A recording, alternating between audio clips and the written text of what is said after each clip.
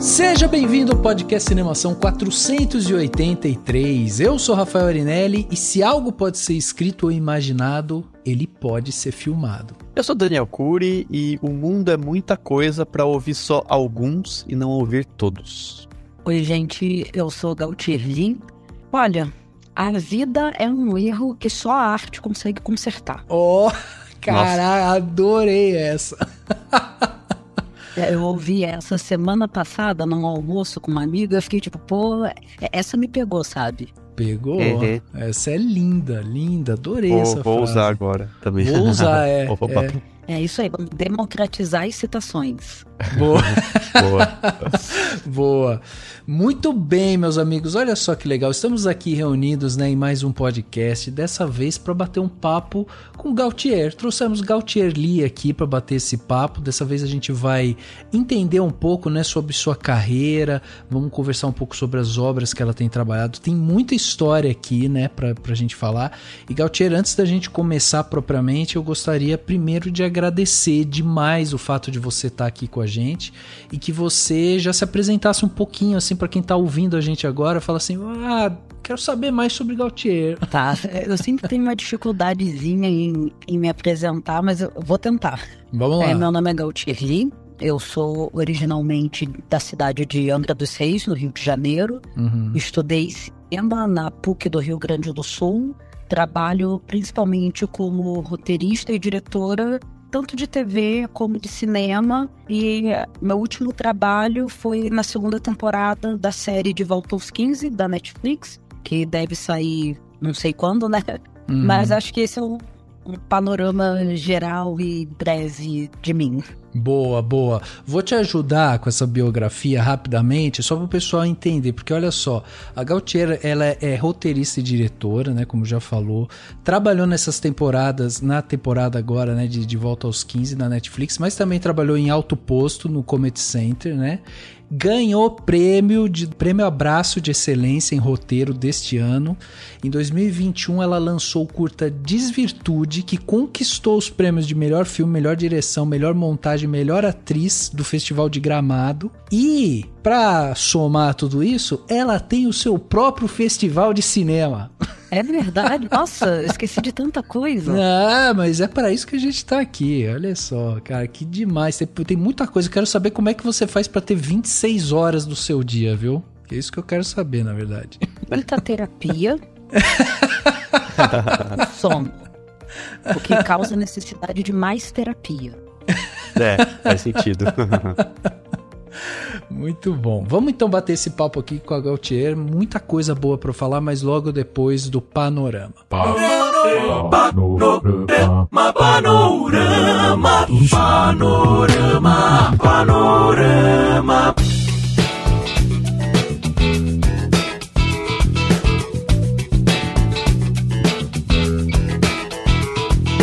Cinemação, hein? Cheio de novidade em seu site, tem muita coisa bacana lá para você correr e assistir. Por que eu tô falando isso? Porque a gente tá publicando muita coisa legal. Realmente, vai chegar e tá, além de várias críticas, né, que estão surgindo lá, tá chegando também Mostra de São Paulo, vai chegar alguns textos também que tem a ver com o Festival do Rio. Então tem muita coisa bacana lá para você acompanhar, ler e conhecer, né? Porque além de tudo, a gente tem aqui uma série de textos que envolvem não só críticas, mas envolvem dicas, análises, explicações, né? Tem muita coisa bacana, tem várias colunas lá também. Se você entrar, você vai ver, né? Por exemplo, Simplificando o Cinema, que é uma coluna da Marina Rodrigues, por exemplo, e que fala sobre toda a parte de regulamentação dentro do Brasil, né? Como que isso tá, como que a gente, né, vai resolver isso e quais são os caminhos que a gente tem que percorrer. Enfim, tem muita coisa bacana lá para você conhecer e para isso basta você acessar o nosso site, o cinemação.com, sem o cedilha, sem o tio, né? cinemacal.com, e aí você vai encontrar tudo isso dentro do nosso site. Além disso, para acompanhar o nosso podcast, nós estamos nos principais agregadores aí de podcasts que você tem hoje no mercado, né? Então você pode seguir a gente no Spotify, pode assinar na Apple Podcast, pode se inscrever no Google Podcast ou no Castbox, pode favoritar no Deezer e pode procurar por Cinemação em vários outros agregadores, né? A gente tá aí sempre fazendo parceria, indo atrás e tal de vários players aí que vocês vão poder encontrar a gente. Então procura sempre Cinemação, né? Com o parênteses aí, você pode escrever do jeito certinho e você vai achar a gente e aí você se inscreve e tal para acompanhar todos os episódios que a gente lança aqui para vocês. E é muito importante também a gente lembrar que temos, né, uma parte aqui para quem quiser ser um padrinho do Cinemação, padrinho, uma madrinha, enfim, vai lá no cinemação.com/contribua e você vai encontrar os 3 planos que o Cinemação oferece de assinatura. Você vai lá, vai ver, cada plano oferece uma coisa diferente, é só você selecionar o plano que você quer, clica lá e você vai ser direcionado também para o Apoia-se, né? Onde você vai poder fazer sua inscrição e passar a contribuir com o Cinemação. Esse tipo de apoio é muito importante para que a gente possa manter o canal ativo, né? Para que a gente possa sempre estar aí reinvestindo no site e tornando ele cada vez mais atrativo, né? Então a gente vai fazer cada vez mais conteúdo para vocês e isso é muito importante. Então para isso você ajuda aqui o Cinemação a manter essa estrutura no ar. Quer fazer uma contribuição unitária? Não tem problema. O Cinemação também tem o Pix. E o Pix é o nosso e-mail, contato@cinemação.com. Você coloca o Pix lá, né? Essa chave Pix, o nosso e-mail. Vai aparecer o meu nome. É só você confirmar e colocar a quantia que você julgar necessária. Dessa forma você está ajudando o Cinemação a manter a estrutura no ar e possivelmente aí, né, expandir ainda mais o tipo de conteúdo que a gente faz aqui para vocês. Então para isso a gente sempre pede essa ajuda, né, esse apoio de vocês. Vai lá, seja um patrão do Cinemação. Chegando aqui na parte onde as pessoas mandaram seus comentários, né, falando o que pensam, tem um comentário super legal aqui do Daniel de Assis que eu vou ler para vocês. Mas se você quiser fazer que nem o meu xará, o Daniel de Assis, e mandar o seu comentário, você pode fazer isso, inclusive, de todas as formas possíveis, né? Todas as maneiras de contactar a gente são possíveis. Ah, sinal de fumaça? Não, sinal de fumaça não vai rolar. Mas você pode comentar em qualquer rede social, a gente está de olho em todos os comentários das redes sociais, desde Instagram, Twitter, Facebook. Você pode comentar no Castbox, que é o único aplicativo com espaço para comentário, né, dos aplicativos aí de podcast. E você pode comentar também no próprio Cinemação, né, no cinemação.com, na postagem do podcast que você ouviu. Você vai lá e pode dizer sobre o filme, sobre o programa, sobre o podcast em geral, o que você está achando. Enfim, você pode dar o seu comentário sobre o que você quiser nesses espaços, nos espaços de comentário do site em geral também. E claro, mandar, se você preferir, pode mandar seu e-mail para contato@cinemação.com. Então manda pra gente, a gente sempre fica muito feliz de receber comentários, de receber, enfim, o seu feedback, o que você tá achando, né? Hoje a gente vai conversar aqui com a Gautier, então depois fala pra gente o que você achou da entrevista, se você quer assistir agora as coisas que ela já produziu, né? Se você vai ficar de olho e tal, passa pra gente. E o comentário do Daniel de Assis tem até um pouco a ver com o episódio de hoje, porque, enfim, né? A Gautier é roteirista e ele fala uma coisa aqui muito interessante. Ele comentou lá no 480, quando a gente falou sobre o filme Não Se Preocupe, Querida, né? E ele falou o seguinte: ainda não tive a oportunidade de ver o filme, pois a grana tá bem curta e eu vou ter que escolher muito bem o que vai dar para assistir com a minha esposa. Sobrevivendo à base de streaming e algumas incursões por áreas tenebrosas da internet. Adorei esse termo. De qualquer modo, o podcast está ótimo. Vocês falaram tanto do roteiro lá da Blacklist que eu vou ler ele aqui. Estava lendo outro dia da lista de 2021 chamado Fiendish. Depois retorno e dou o feedback do que achei dele. Vamos ver se originalmente a história era assim tão boa como o filme não conseguiu ser. Então achei o máximo que ele já foi procurar o roteiro que a gente falou que saiu, mas não saiu porque foi mudado. E o Daniel de Assis vai correr atrás. E aí ele comenta, ele dá uma completada dizendo o seguinte: enviei um ensaio sobre o filme Phantom Lady, de 1944, comparando com o romance original e outras coisinhas, para o quadro Eu Cinéfilo. E ele ainda fala que se não for bom, ele tem um outro artigo. Mas fiquem tranquilos, gente. O artigo, eu vou aproveitar aqui para sugerir para as pessoas, para quem ainda não leu, o artigo do Daniel de Assis, ele já mandou faz algum tempo, e saiu lá no Eu Cinéfilo 57, Mulheres Fantasmas, o ensaio sobre o filme Phantom Lady, de 1944. É um excelente artigo, sabe assim, com referência bibliográfica e tudo. Então vale muito a pena ler. Então eu queria agradecer aqui o comentário do Daniel de Assis e também, claro, o artigo dele sobre esse clássico de 44. E vamos aguardar então depois ele falar o que achou do roteiro do Não Se Preocupe, Querida original.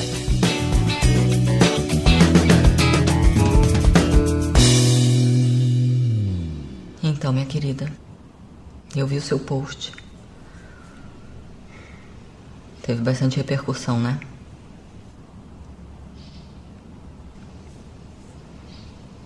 Eu queria saber se você já falou com a professora Sônia diretamente. Olha, eu sei que a professora Sônia sente muito se o que ela te disse te ofendeu de alguma forma. Sim. O que aconteceu não foi mal entendido. Foi um crime cometido por uma professora durante uma atividade supervisionada.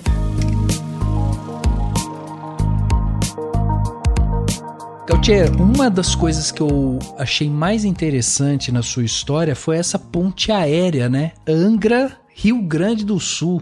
Que coisa doida essa, hein? Você saiu da praia e foi lá pro sul do Brasil lá. Foi tranquila essa transição ou não? Nossa, foi um dos piores meses da minha vida. Começo, assim, nos 6 primeiros meses, tudo que podia dar errado, deu errado. Eu não consegui a bolsa na faculdade que eu queria. Peguei um emprego que me pagava muito mal. Eu fui assaltada. Então, assim, ó, tudo que podia dar errado, deu errado nesses primeiros 6 meses. Mas depois que bateu ali a marca dos 6 meses, as coisas começaram a dar certo.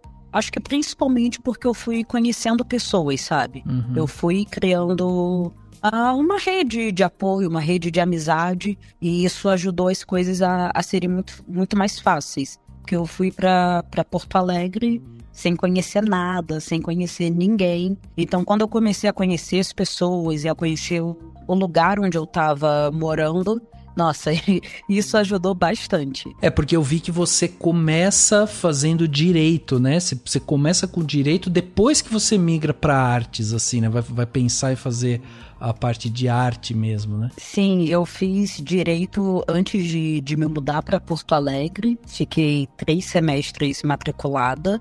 Depois eu fui para administração. Fiquei 1 semestre e meio, não deu nem para terminar o segundo, porque eu desisti. E daí, em 2015, eu fui pro cinema, consegui uma bolsa integral pelo ProUni, e daí pude estudar e consegui, de fato, concluir a graduação. Caraca, você é uma viajante mesmo. Que barato. E uma coisa interessante, assim, já, né, a gente deu aquela investigada mais básica, né, mas eu queria entender melhor, assim, da sua trajetória, né? Porque daí você fez várias coisas, né, em audiovisual, trabalhou em várias áreas, e daí foi no roteiro que você ganhou prêmios e, né, e conseguiu esse destaque, assim, né? Eu queria que você contasse como que foi essa coisa de você tá lá falando, não, vou trabalhar em tudo que é a área do cinema, porque, né, afinal de contas precisamos, né, pagar as contas e tal. E como que foi esse processo? Porque como que foi, né? Se você puder contar um pouco essa coisa do se formar em cinema, trabalhar na área e falar, não, pera, eu preciso fazer o meu roteiro aqui e colocar as minhas coisas, né, no texto, né? Sim. Então, eu sempre gostei muito de ler, desde criancinha, e isso fez com que, eventualmente, eu quisesse começar a escrever também. Eu acho que a primeira coisa que eu escrevi, eu tinha, 5 anos de idade. E foi... é muito engraçado contar isso, que foi uma fanfic de Chiquititas. Que legal. A gente tinha 5 anos, eu era o público-alvo, né? E daí o que acontece? Chiquititas passava de segunda a sexta. Então, assim, quando você tem 5 anos, um momento entre o episódio de sexta-feira e o episódio de segunda, cara, parecem anos. 2 dias parecem, assim, muitos e muitos anos. E daí eu não tava esperar esses 2 dias pra ver o que ia acontecer com a Millie e todas as crianças do orfanato. E daí meus pais tinham um computador em casa, que era tipo aqueles computador antigaços, né? E eu era tipo recém-alfabetizada e eu escrevia no computador as histórias que eu queria que acontecessem na novela. E eu escrevia assim, tipo, tudo em caps lock, porque eu não gostava de letra pequena, porque eu não conseguia ver direito. Eu passo sempre cada palavra, porque eu achava um espaço muito pouco. E daí, depois, eu fui fazer teatro quando eu era adolescente, né? Tipo, uns 12 anos depois disso. E eu tive aula de dramaturgia com a Renata Mishari, que é uma roteirista e dramaturga do Rio de Janeiro. E ali eu comecei a escrever para teatro e foi muito interessante. E daí, anos depois, quando eu finalmente cheguei na faculdade de cinema, eu tinha isso muito em mente, que eu queria me especializar em roteiro. E na época eu também queria me especializar em montagem e edição. Só que é aquilo, a universidade, ela tem uma estrutura e assim, um mar de possibilidades que fora dela eu não tinha. Então eu entro na faculdade de cinema e eu descubro que o audiovisual é muito mais do que roteiro, direção e atuação, que eram umas coisas que eu tinha mais contato enquanto uma pessoa leiga, sabe? Até questão de premiação. Eu via as pessoas falando de atores premiados, diretores premiados, roteiristas premiados, mas eu nunca tinha ouvido ninguém falar de um técnico de som premiado, até eu chegar na faculdade. Então eu chego na faculdade e eu descubro que existem muito mais coisas no audiovisual, descubro que o áudio é importante, né? Descubro que existe um departamento inteiro de direção de arte, que sem ele nenhum produto audiovisual funciona. E daí eu fiquei tipo, caraca, existem todas essas coisas, eu quero experimentar um pouquinho de cada coisa. E daí meio que foi isso, na faculdade eu fiquei experimentando, fiz assistência de fotografia, fiz direção de arte, assim, e fiz assim, bem mal e porcamente, porque não sou diretora de arte, não sou fotógrafa. Mas eu precisei experimentar pra, assim, ter certeza de que realmente essas coisas não eram pra mim. E daí, quando eu saí da faculdade, como eu disse, eu era prounista, e então eu saio da faculdade e eu fico meio, não sei, eu fico um pouco perdida, porque se formar na faculdade, tipo, você deixa de ser um estudante e você se torna um desempregado. E ser um desempregado não é legal, sabe? Daí eu fui dar aula de inglês, fiquei 1 ano dando aula de inglês e, paralelamente, fui, assim, trabalhando de graça em projetos independentes, que o pessoal precisava de uma força. E daí, de novo, fiquei fazendo assistência, fiz assistência de arte para um curta, fiz assistência de produção para um longo universitário, fiz assistência de edição para uma campanha política, até que chega 2019, e daí eu paro e penso, putz, já vai fazer 2 anos que eu me formei, e eu queria mesmo era trabalhar com roteiro, sabe? Eu não escrevi tanto quanto eu queria escrever. E daí eu olhei, tipo, fiz metas de virada de ano, sabe? Não, eu vou escrever um roteiro. E não é que eu cumpri minha meta? Daí eu escrevi um piloto de série que falava sobre maternidade e raça. Eu enviei ele pro Frapa, que é o Festival de Roteiro Audiovisual de Porto Alegre. Fiquei entre os semifinalistas do concurso de roteiro. E naquele ano especificamente, o Frapa estava tendo uma parceria com o Prêmio Cabiria e eles enviaram o meu roteiro para o Prêmio Cabiria e rolou de eu ganhar o prêmio. Ganhei o prêmio de melhor piloto de série naquele ano e foi isso, de como eu fui, sabe, desde a minha primeira escrita até o meu primeiro reconhecimento profissional com o meu texto. E é interessante porque a sua mãe é professora de português, né? Isso. E seu pai, ele tem alguma relação com artes, não? Não, meu pai, ele é aposentado e ele trabalhava o técnico de segurança do trabalho. E como que você enxerga a arte ter entrado assim na sua vida? Foi justamente a parte da leitura, da escrita e tal, que você acha que foi esse ponto de partida, assim, de ter entrado na sua vida e ter te seduzido e, né, te feito como um meio de se viver, né, disso? Olha, eu não sei, eu fico sempre investigando isso porque eu não consigo lembrar de um momento da minha vida em que eu não pensava em trabalhar com arte, em ter isso como uma profissão. Eu acho que o fato de eu ter sido muito estimulada a estar sempre lendo ajudou bastante, porque, né, eu mergulhava nos livros infantis que eu tinha, e eu era aquela criança esquisita que pedia livro de aniversário, sabe? Todo mundo queria, sei lá, celular, que na época era caríssimo, né? Todo mundo queria celular, videogame, viagem, e eu queria livro. E as pessoas ainda perguntavam, tá, mas que livro? Não, qualquer livro. Não me importa que livro é. Eu quero qualquer livro, eu quero ler qualquer coisa. E o meu pai é muito engraçado, porque eu era uma criança que eu amava ver televisão. Assim, eu era obcecada com assistir televisão, ao ponto de que nas férias eu pegava o meu caderno escolar nas páginas que sobravam e eu fazia planilhas à mão para eu anotar que horário, qual desenho estaria passando em qual canal, para eu não perder a minha programação, sabe? Caraca! E meu pai sempre brigava comigo, dizendo: você não pode ficar assistindo televisão o dia inteiro, só ganha dinheiro com assistindo televisão quem trabalha com isso. Eu tipo, então acho que eu vou trabalhar com isso. Foi meio que isso. Acabou dando certo. Ele tava te incentivando sem saber, né? Pois é. Acho que se ele soubesse, talvez ele tivesse me incentivado. Aliás, até uma coisa legal de perguntar, assim, em termos de...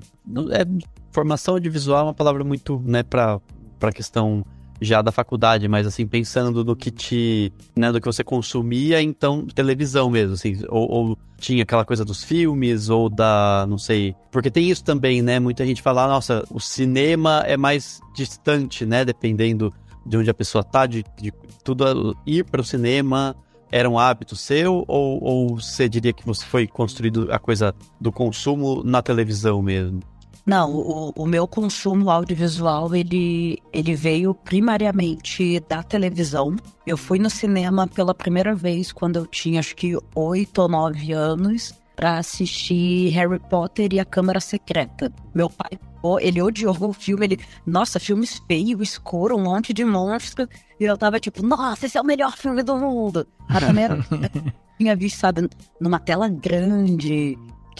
Tinha toda uma magia mesmo, porque eu via filmes na sessão da tarde, eu via filmes na escola, mas eu nunca tinha tido essa experiência de entrar numa sala de cinema, ver um filme numa tela gigantesca. E como eu disse, eu era criança que via televisão, e ali nos anos 90 as televisões tinham 15 polegadas. Então eu sentava assim, a 10 centímetros de distância da TV, porque eu queria ver cada detalhe. E daí eu entro numa sala de cinema e aquela tela é gigantesca e eu fico tipo, caraca, o que é isso? Acho que depois também, quando eu fui crescendo e entrando na adolescência, eu passei a consumir mais filmes, que também eram filmes que eram para mim a faixa etária, que eu era de fato o público-alvo, como High School Musical, Hannah Montana, Lizzie McGuire. E eu comecei a amar narrativas longas, né? Não somente narrativas seriadas. E daí, quando eu já tava ali com os meus 17, 18 anos, que assim, eu aprendi a piratear coisas, a piratear conteúdo, porque eu não tinha grana pra ir na locadora pra alugar box de série pra eu assistir. Então eu pegava muitas séries, e o que eu gostava nas séries, que eu gosto, né, até hoje, é que elas conversam muito com o meu eu criança, porque o meu eu criança ficava inconformada de tipo, tá, eu assisto High School Musical e ali é 1h30, 1h40 de filme, mas eu quero saber mais dessa história, eu quero ver mais desses personagens. E daí as séries me permitiam isso, porque as séries tinham, sei lá, às vezes 80 horas de conteúdo com os personagens que eu gostava pra eu consumir. Então foi muito essa minha construção. Eu tenho um carinho muito grande pela televisão e por narrativas seriadas no geral, e eu pendo um pouco mais para esse lado. Para mim, às vezes é até mais desafiador pensar em fazer um longa, porque é uma narrativa muito grande, e às vezes eu gosto de ficar muito tempo com os mesmos personagens. Existem momentos muito bons, existem pessoas muito boas, que é o que me faz continuar, porque eu devo surtar uma vez por semana pensando, meu Deus, vou desistir da profissão, não dá mais, mas sempre tem alguém que me traz de volta, tipo, não, cara, calma que dá sim, calma que você não tá sozinha, calma que a gente caminha juntos, e eu acho que esse prêmio é realmente um abraço de, ok, vamos junto e vamos longe.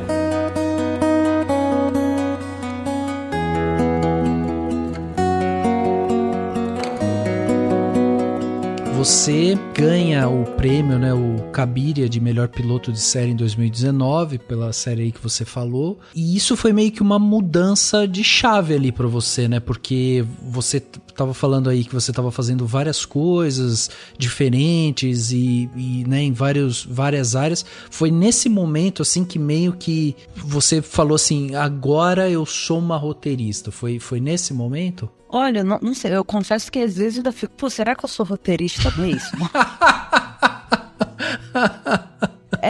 Tá bom. Porque assim, é muito complicado, às vezes bate a síndrome de impostor, porque Sim. O audiovisual ele é um processo lento, né? Então, por exemplo, esse piloto que eu escrevi em 2019, se ele for gravado e for ao ar em 2029, 10 anos depois, eu vou achar que foi muito rápido.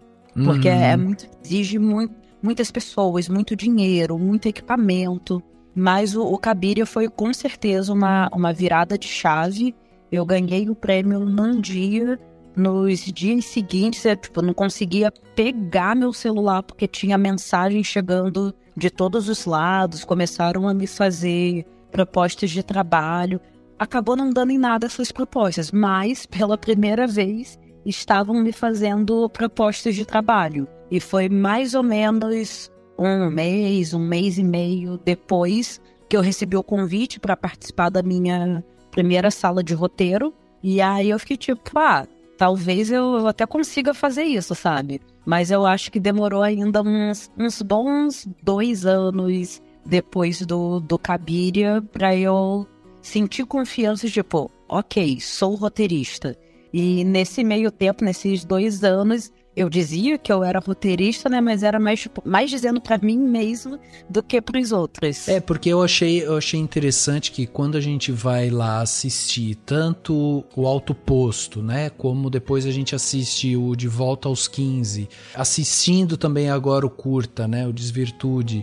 Você tava falando sobre essa sua característica de gostar de série porque ela é mais longa, você consegue se debruçar mais tempo, e todas essas obras que você colocou à mão são séries que falam muito de personagens, assim, de desenvolvimento realmente de personagens. Acho que virou uma característica sua, e isso é muito bacana da gente ver, assim, esse traço, porque a gente realmente vai se envolvendo com esses personagens que vão sendo apresentados pra gente. E mesmo quando a gente assiste um curta seu, o personagem tem uma profundidade que é meio que incomum, assim, também, né? A gente já se conecta demais com quem é aquele personagem. E isso eu acho que conversa muito com você, né? Porque você mudou de cidade e trabalhou e estudou várias áreas e tal.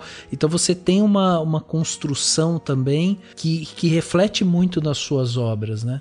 Eu acho que o meu processo criativo, por exemplo, esse piloto que eu ganhei o Cabiria em 2019, eu comecei a pensar nele em 2015. Então foram 4 anos pensando no projeto, pensando nos personagens, e chegou num ponto em que, assim, se você me perguntar o que estava acontecendo com o personagem X quando tinha 4 anos de idade, eu sei te dizer, sabe? Porque foi um trabalho muito intenso de construção de personagem que eu fiz durante esses anos, né? E é um processo que eu gosto, sabe? Eu gosto de personagem, eu gosto de ficar criando essas pessoinhas na minha cabeça, pensando nos defeitos, nas qualidades, que conflitos eu posso trazer. Então é uma coisa que eu gosto bastante. É muito legal. Eu ia justamente perguntar isso, assim, legal, assim, tem essa questão do pensar nos personagens, no todo e nos detalhes, mas eu queria saber, assim, primeiro, sei lá, qual que é a sua principal preocupação ao escrever um roteiro, no sentido de, sei lá, ou de estrutura, ou enfim, como que você inicia e qual que é o seu foco para ter esse roteiro que vai lá e já tá muito claro que são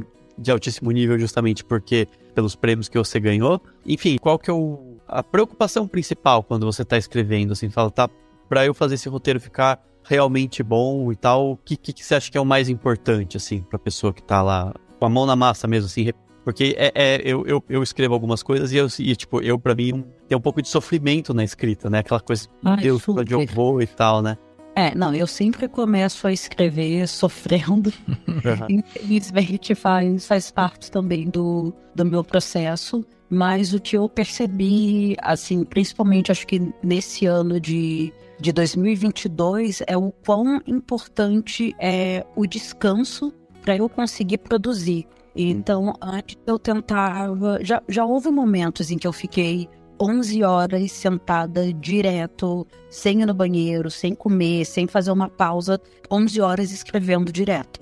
E assim, é uma coisa que não é saudável, não é produtiva. Um tempo atrás eu reli esse projeto que eu escrevi em 11 horas, eu reli e fiquei tipo, nossa, pelo menos eu tentei, né? Porque...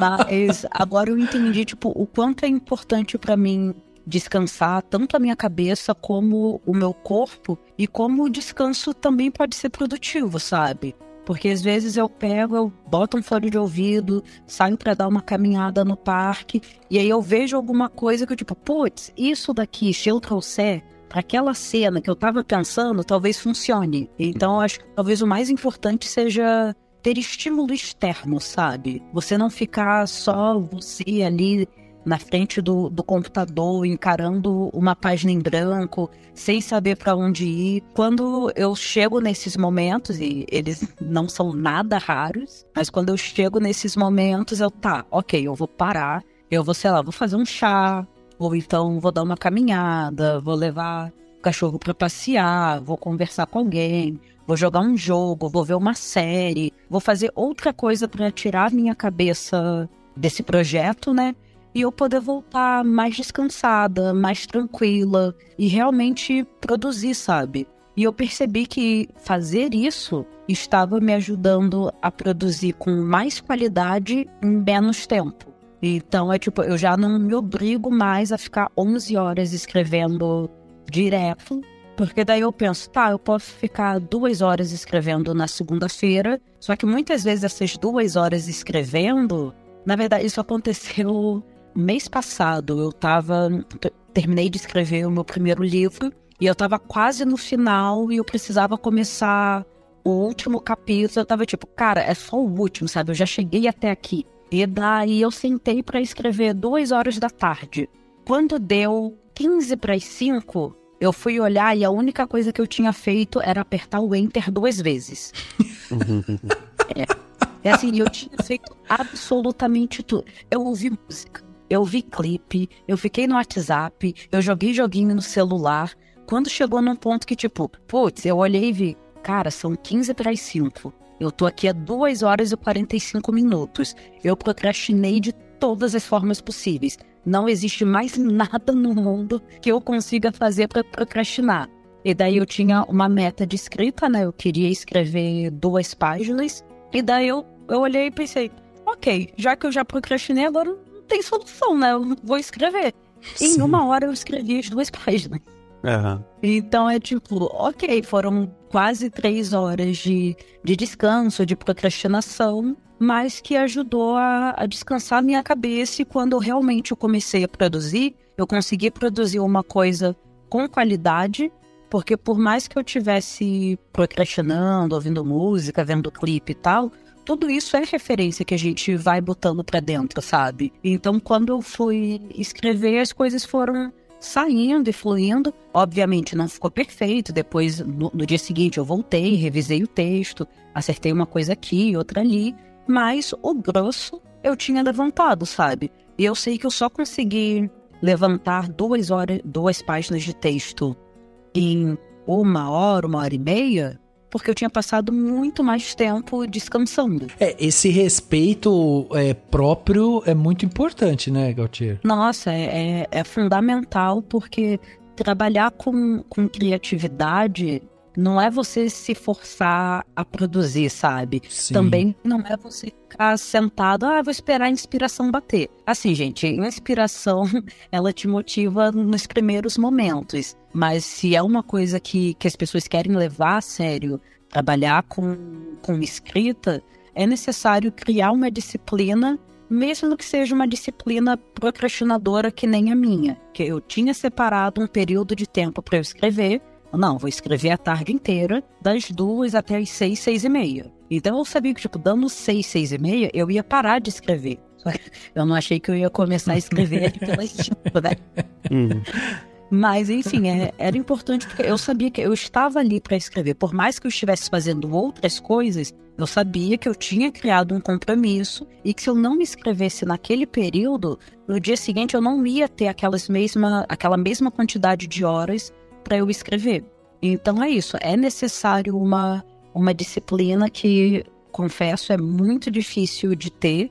Eu recém estou aprendendo a ter, mas que de fato faz a gente produzir com mais tranquilidade, com mais calma, com mais respeito não só a nós mesmos, mas também as nossas histórias, né? Porque, poxa, eu acho que todo mundo que escreve é, de certa forma, apaixonado ou gosta da história que escreve. Então, cara, se você gosta da história que você está escrevendo, por que você vai escrever ela estressado? Por que você vai escrever ela cansado, sabe?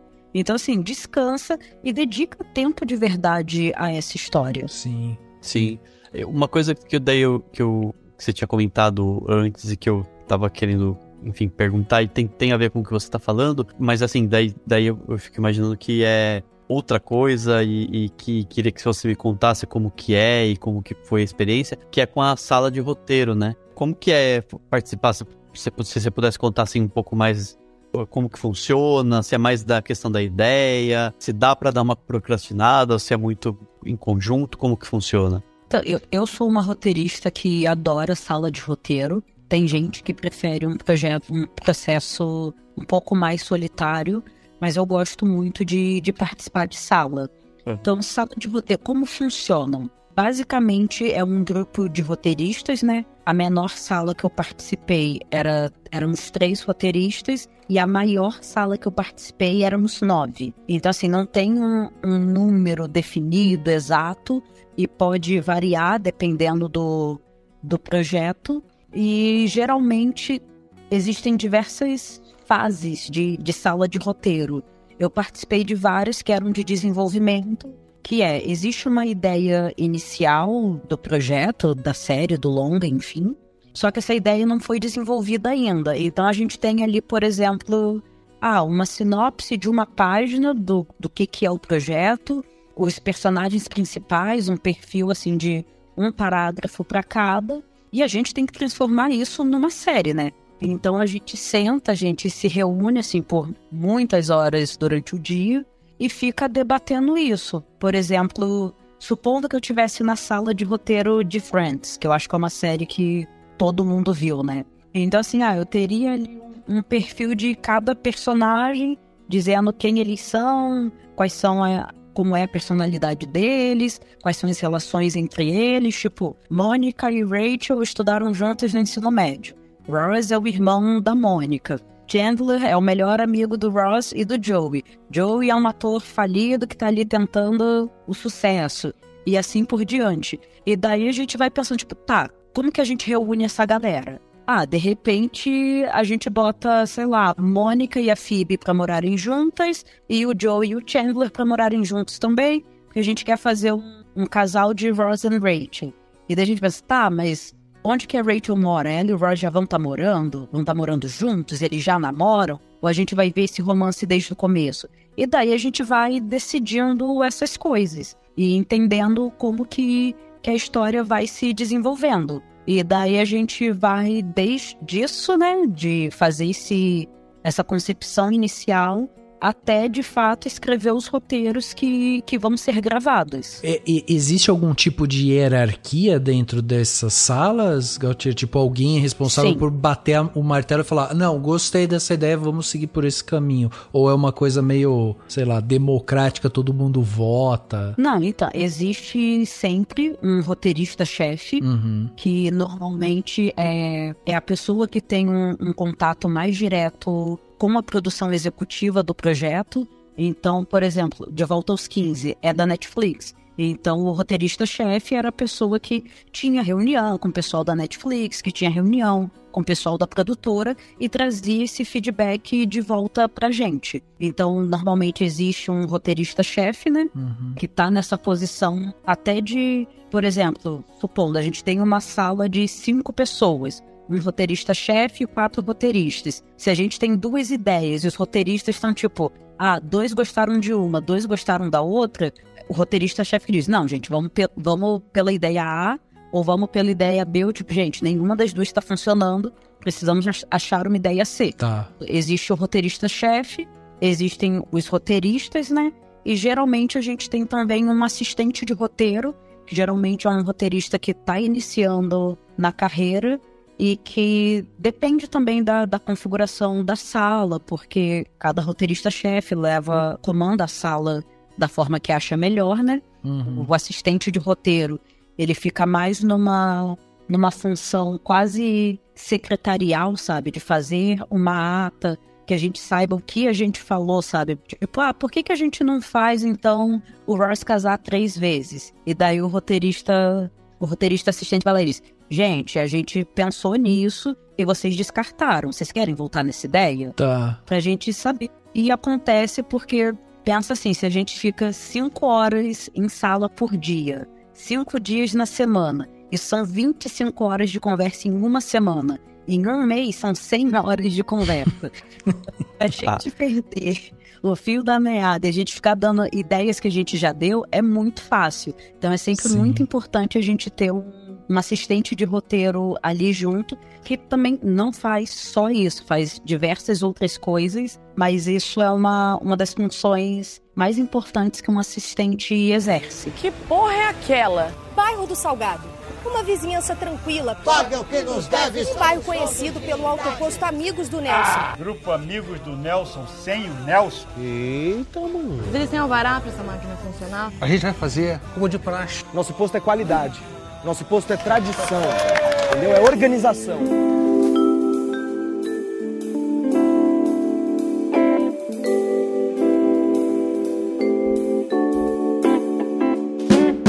Agora, uma dúvida também, Gautier, no sentido da criação. Porque você fez bastante coisa autoral, mas hoje em dia você tá com vários, né? Você tá trabalhando para vários streamings.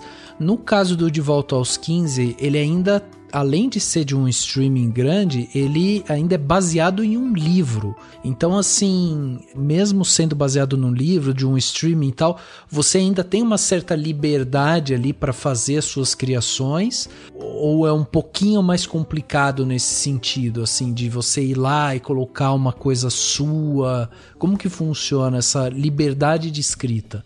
Eu acho que também funciona de uma forma diferente, porque num projeto autoral é meio que sou eu que decido todo, e é aquilo, né? Se não gostarem, se for ruim, a culpa é quase que exclusivamente só minha. Sim. Mas num projeto de streaming, até mesmo independente de ser baseado em livro ou não, é isso que eu disse. Tem séries que eu trabalhei que não eram baseadas em livros, mas que eu cheguei ali, eu fui convidada para participar do projeto, fui selecionada e já havia, como eu disse, esse pré-desenvolvimento, sabe? De eu saber quem são os personagens, de eu saber qual é a história que está sendo contada. E eu acho que, independente do tanto de liberdade que a gente tem ou não dentro das salas de roteiro, sempre acaba indo alguma coisa nossa, porque assim, é a gente que está pensando, são as nossas cabeças que estão pensando. tudo bem que às vezes vem feedbacks que, sei lá, que meio que matam ideias que a sala gostava, mas que a gente entende que muitas vezes, tipo, tem ideias que a sala de roteiro gosta, mas que não encaixam com o público-alvo, ou então não vão ser coerentes, e acontece, sabe? Mas eu acho que o mais interessante pra mim em sala, em relação a essa coisa de liberdade, é também entender o quanto que os executivos estão junto com a gente, porque não é essa coisa tipo, nossa, o streaming é o monstro malvadão que não deixa ninguém fazer o que quer. Cara, o streaming também quer que a série fique boa. O streaming também quer que as pessoas gostem, sabe? Óbvio, muitas vezes podem acontecer problemas de comunicação, mas isso assim, em qualquer profissão, né? Mas eu vejo muito que, tipo, quando eu tô numa sala de roteiro, todo mundo que tá naquele projeto, desde do criador, o assistente de roteiro, o roteirista-chefe, os executivos, os atores, tá todo mundo construindo aquela história junto, sabe? Então, assim, é necessário um pouco de desapego. Você não pode achar que, tipo, mas eu escrevi que o personagem disse tudo bem e o ator foi lá e disse qual é. Gente, não dá pra se apegar. E é isso, o audiovisual é um processo coletivo. E até nos meus projetos independentes e autorais, é isso, eu chamo atores para atuarem nos meus roteiros. Esses atores trazem contribuições. Então não tem como eu achar que, tipo, não, as coisas vão só acontecer do jeito que eu quero, porque o projeto é meu, sendo que, pô, a partir do momento que eu chamo alguém para atuar, alguém para fazer a fotografia, alguém para captar o som, alguém para editar, o projeto vira nosso. Ele pode até ter partido de mim, mas ele acaba se tornando uma coisa coletiva, porque não tem como. Audiovisual é uma arte coletiva. Perfeito. E até para deixar claro, né, para quem tá ouvindo a gente, Gautier trabalhou voltando, De Volta aos 15, que é da Netflix, o Alto Poço, que é do Comedy Central, e ela ainda tem para sair aí uma série da Globoplay e outra da Amazon, que devem estar em produção, devem sair em 2023, ou seja, Gautier está em vários streamings aí, né? Sim, felizmente. Tive a sorte de que depois da minha primeira sala de roteiro foi meio que sendo uma bola de neve positiva, sabe? Que a primeira chamou a segunda, que chamou a terceira, que chamou a quarta e assim foi indo. Tá, e aí tem um ponto que eu queria entrar com você, que eu acho que é interessante da gente pensar, que é justamente essa transição entre a escrita e a direção que você faz. Em que momento, assim, que você falou, quero dirigir agora? Então, isso foi depois da faculdade. Em 2018, o meu curta, que foi meu TCC, né, o Vinil, ele foi selecionado para o Festival de Gramado e a gente estava, tipo, muito animado porque, poxa, a gente era universitário, recém-formado, era o nosso TCC, que era muito... É muito bebê, né? É muito, tipo, um filho coletivo da nossa equipe. E daí a gente entra no Festival de Gramado e eu fiquei, tipo, caraca, tipo, olha que legal, o filme que eu escrevi, ele tá em um dos maiores festivais do Brasil, sabe? Tipo, é possível, foi uma parada que eu fiz literalmente como um exercício de faculdade. E daí, depois do festival, eu fiquei pensando, pô, gostei disso, hein? Gostei dessa coisa de fazer filme, de botar filme. Acho que quero fazer de novo. E daí eu sabia que eu queria escrever um curta sobre questões raciais, mas era aquilo, eu estava morando no Rio Grande do Sul, e o Rio Grande do Sul ele tem uma população negra que é muito menor do que a média do país. Então, no Brasil como um todo, a população negra é mais de 50% da população. No Rio Grande do Sul, a população negra não chega nem a 20%.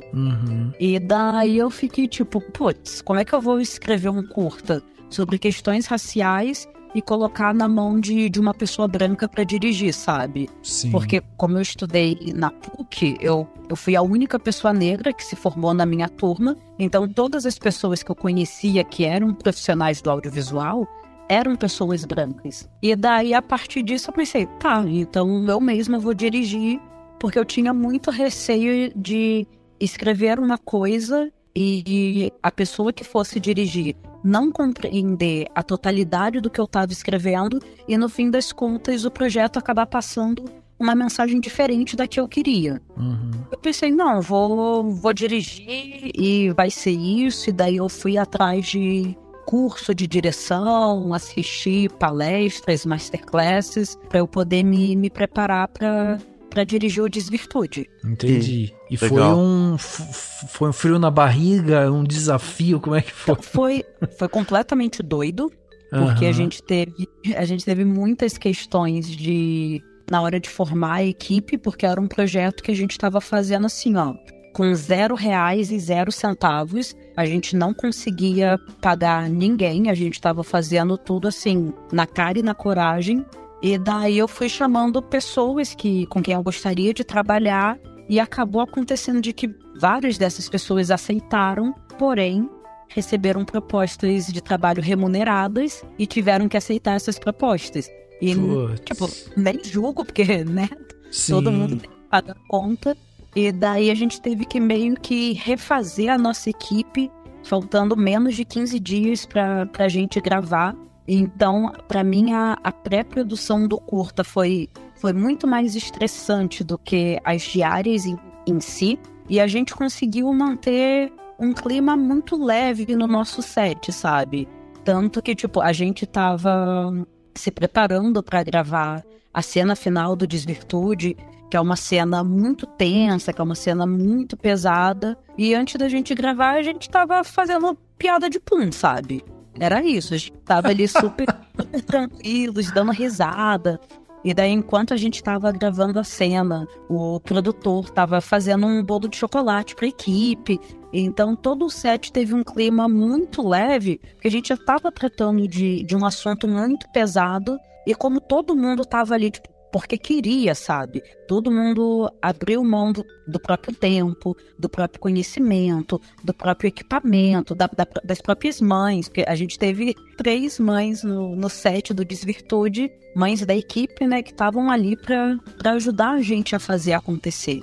Então tinha um clima de união e de coletividade muito grande, e isso fazia com que tudo se tornasse divertido e leve. Então eu acabei acho que não senti tanto essa pressão, porque eu tinha uma equipe muito boa que estava me dando, assim, todo o suporte possível e mais algum ainda, sabe? Que legal. E o Desvirtude, no final, né, você coloca, né, que ele é baseado realmente num caso real, assim. Assim, como que foi essa coisa de falar, preciso falar desse assunto e...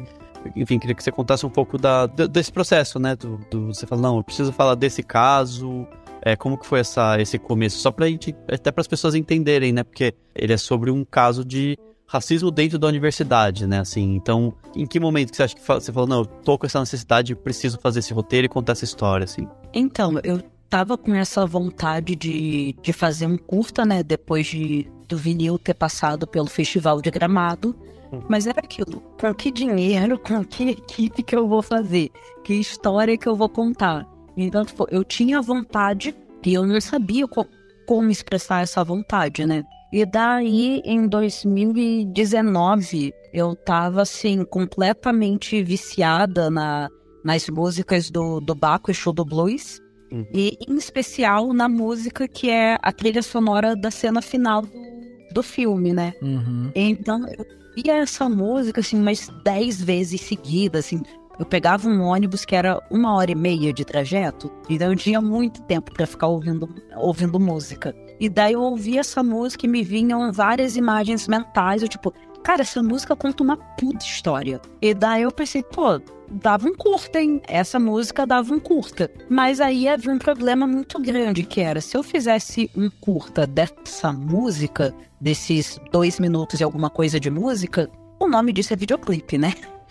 E daí eu pensei, pô, como que eu faço pra isso não ser um clipe? E daí eu lembrei desse caso que tinha acontecido, e daí foi literalmente a lâmpada da ideia acendendo em cima da cabeça. Eu fiquei tipo, caraca, não, eu posso contar essa história, e daí a cena da música entra só como a cena final do curta.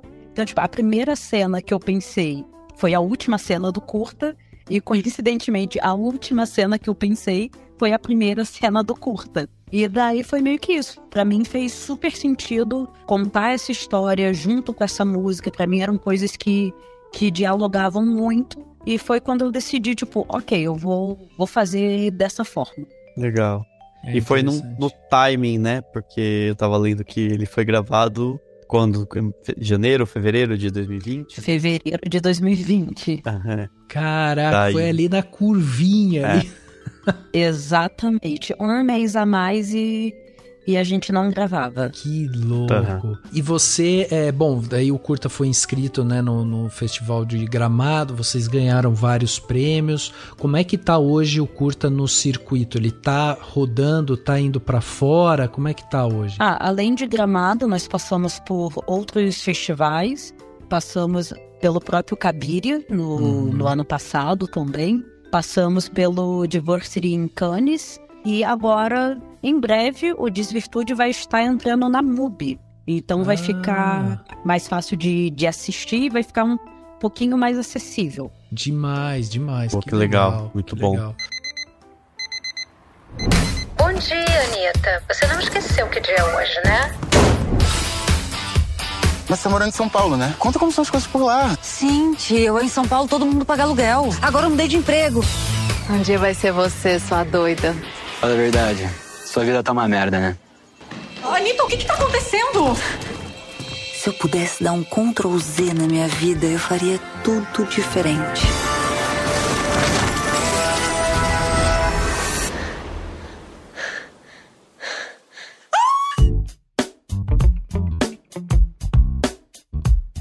Altier, tem uma coisa que eu tava pensando aqui, enquanto você tava contando um pouco dessa história, né, por trás do Desvirtude, dessa transição que você fez, né, pra direção, que me chamou a atenção o seguinte: a gente falou aqui no podcast, um tempo atrás, a gente fez uma análise sobre o filme o Marighella, né, dirigido pelo Wagner Moura, e a gente falou também sobre o Medida Provisória, dirigido pelo Lázaro Ramos. E uma das coisas que ligam os dois filmes, que foi um dos temas que a gente levantou aqui quando a gente analisou os filmes e tudo mais, é o diretor de fotografia. Que o diretor de fotografia de ambos os filmes é o Adrian Tejido. Ele é argentino, um homem branco, né? Ele trabalhou nos dois filmes. Qual que é a grande diferença que tem ali? O Wagner, né, o Wagner Moura, um homem branco, fazendo a direção do Marighella, e o Lázaro fazendo a direção do Medida Provisória. E aí, quando a gente vê a fotografia dos dois filmes, são fotografias totalmente diferentes e fotografias que tem um protagonista negro ali, né? O Seu Jorge tá lá e ele é filmado de formas diferentes. E aí, quando você tava contando sobre essa questão de eu fiz o filme, daí eu vou colocar na mão de repente um homem branco vai vir aqui dirigir, não vai entender direito isso daqui e tal. Aí me veio essa comparação que a gente fez dos dois filmes, dessa importância da representatividade. Aí eu quero conectar justamente com a questão do festival, porque você é diretora-geral do Fade to Black, né, que é um festival que busca ali descobrir, divulgar e premiar produtos audiovisuais criados por pessoas negras. Então eu queria que você falasse um pouco sobre esse seu movimento também, né, pela luta, né, da representatividade. Você também já falou sobre o ProUni também. Então, assim, você tem uma carreira, né, muito voltada também para isso. Eu queria que você falasse um pouco sobre a importância da representatividade, como você se vê nesse lugar hoje. Então, o Fade to Black, ele nasceu porque eu amo festivais de cinema. Qualquer festival de cinema que eu puder tá podendo me meter pra assistir palestra, assistir filme, fazer network, eu tô sempre tentando ir. Mas, assim, é uma realidade que a grande maioria dos festivais de cinema do Brasil, eles são feitos por pessoas brancas e, consequentemente, para pessoas brancas. Então, assim, não era incomum que eu e outras pessoas negras, a gente fosse para esses espaços e a gente passasse por situações vexatórias, sabe? Então, ali, tipo, poxa, eu gosto tanto de estar nesse lugar do festival de cinema, eu gosto tanto de estar ali compartilhando o amor, o desespero, a loucura de fazer audiovisual, só que nem sempre esses lugares são lugares seguros. E daí veio a pergunta, né? E se eu fizer um festival de cinema?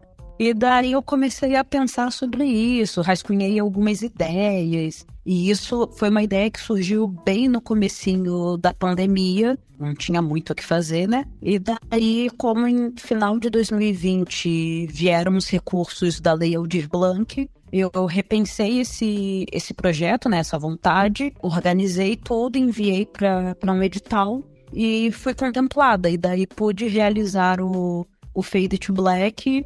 E assim, foi muito difícil, eu nunca tinha feito um festival antes, só que ao mesmo tempo foi muito gostoso, cometi vários erros, mas tô tentando aprender com eles para que eles não aconteçam na segunda edição e nem na terceira e nem nas próximas que virão. Não, demais, é demais. A ideia do festival é incrível mesmo. E o desafio de fazer um festival assim...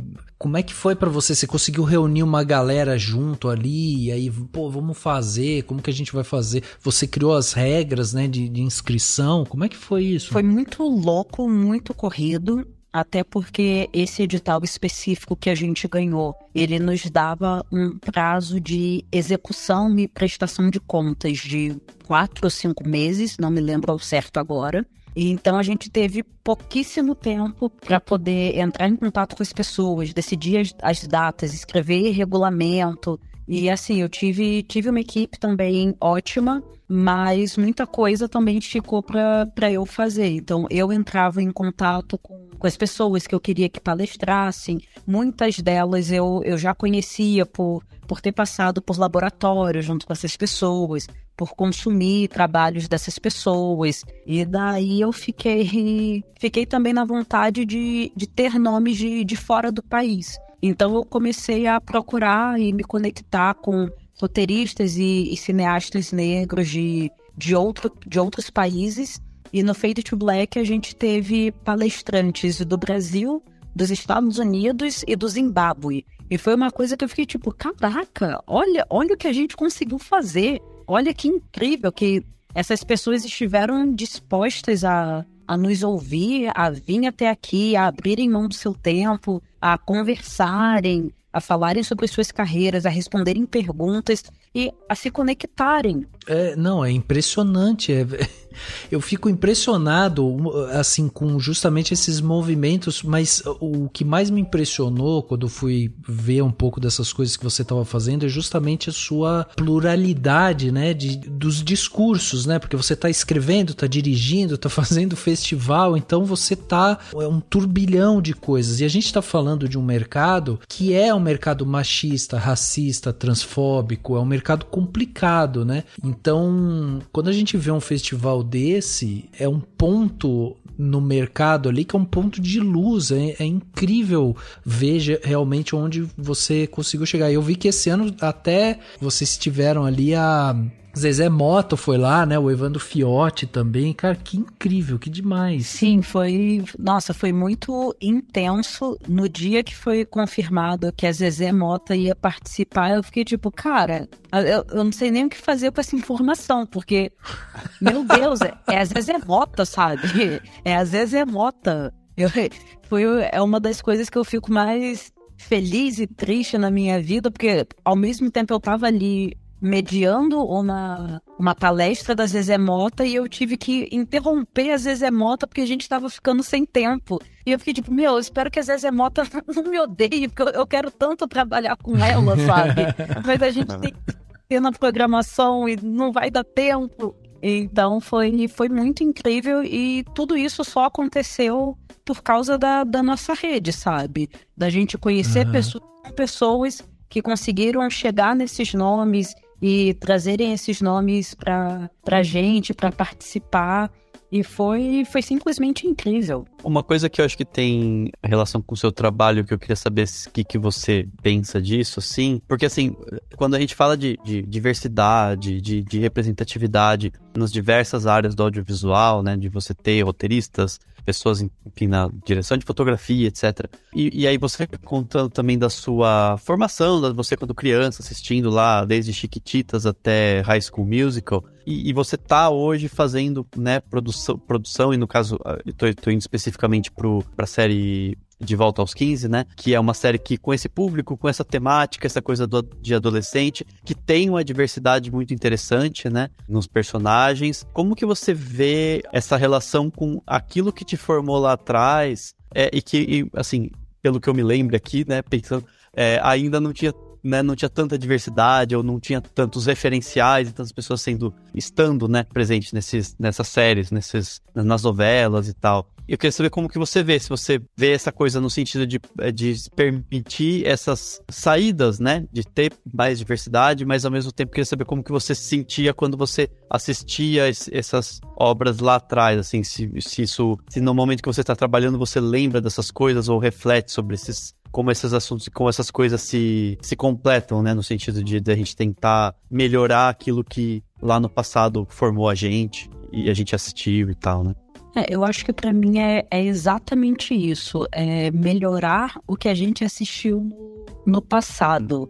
Os projetos que eu faço porque eu acredito neles e porque eu sinto que o meu eu adolescente teria adorado assistir o De Volta aos 15. Teria sido muito importante assistir aquela série se ela realmente tivesse sido exibida em 2006, sabe? Que é quando a série passa. Então eu penso muito nisso, de tipo, eu estou escrevendo as coisas que eu não pude assistir. Mas eu quero que uma nova geração de crianças, de adolescentes e de adultos possa assistir essas coisas, sabe? Eu quero que, sei lá, a geração dos meus afilhados, que daqui 10, 15 anos eles virem de não, acho tão comum ter gente preta em filme, sabe?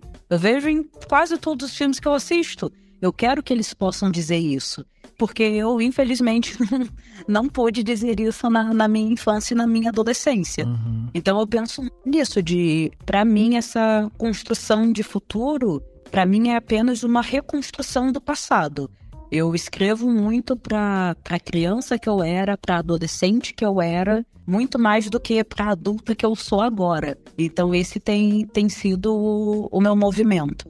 Você comentou até do Harry Potter, né, que você foi ver no cinema e tal. Harry Potter é um negócio que tem personagens, a maioria, né, acho que todos os personagens negros em Harry Potter são quase que figurantes, né, eles estão lá só exatamente. Pra dar aquela, e tem os de origem indiana, né, que são super importantes na sociedade britânica, mas também eles estão lá só dando uma, né, só passando assim no cantinho, né. Sim, mas eu também acho que é um reflexo da pessoa que escreveu, né. Porque Sim. A pessoa que escreveu é uma pessoa branca. Então faz sentido que ela escreva uma coisa que tem majoritariamente pessoas brancas. Assim como faz sentido que eu, enquanto pessoa negra, escreva coisas, pelo menos nos meus projetos pessoais, que os personagens são majoritariamente negros. Sim, sim. Não, exatamente, porque é isso que eu fico pensando, assim, que eu já ouvi muitas histórias, né, de muita gente falando, nossa, eu cresci, adorava, sei lá, desenhos da Disney, mas eu nunca vi ninguém igual a mim, eu tinha que me imaginar ou projetar de uma outra forma, porque não tinha, né, então tem essas questões, né, assim, que eu acho muito importantes e que